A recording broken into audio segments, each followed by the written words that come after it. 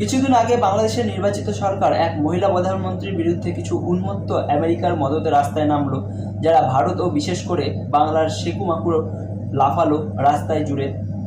স্বৈরাচারী শাসন শেষ, আন্দোলন, মুক্তি, স্বাধীনতা, এমনকি কলকাতার মিছিলও বেরোলো। বামেদের উঁচু নেতা, টিভি নেতা সবাই এ নিয়ে ঝিমিয়ে ঝাড়ালো, ব্যক্তিময়ে ঝাড়ালো।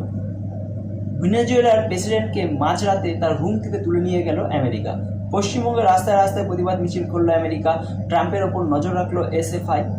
ইরানে মানবতা হত্যার সমস্যা আজকের নয়, নারী নির্যাতন আজকের নয়। এই দেশগুলি ওপেনলি পাথর ছুঁড়ে নারী নির্যাতন হত্যা করে দেখিয়েছে গোটা বিশ্বকে।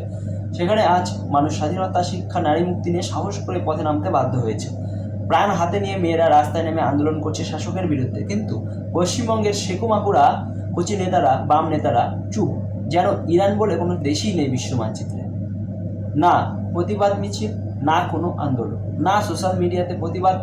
যারা এমনিতেই বিশ্বমানব তাদের হিপোক্রেসি কেন? বাম সেকুমাকুড়া চুপ কেন?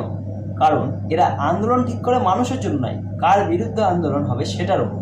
বাংলাদেশে হাসিনার বিরুদ্ধে আন্দোলন জায়েজ, আমেরিকার বিরুদ্ধে জায়েজ, ভারতের বিরুদ্ধে সেটা তো মদত। কিন্তু যেই বাংলাদেশের জামাত কিংবা ইরানের খামেনির বিরুদ্ধে আন্দোলন করতে হবে, অমনি এরা নিজেদের হোল্ডিং মেরুদণ্ড গুটিয়ে নিয়ে শীত ঘুমে চলে যায়। এর কারণ কি? একটা বিশেষ মতবাদ, নারীকে ও বামেদের দিয়েছে সর্বোচ্চ সম্মান, অবশ্যই পদতলে দাবিয়ে রেখে।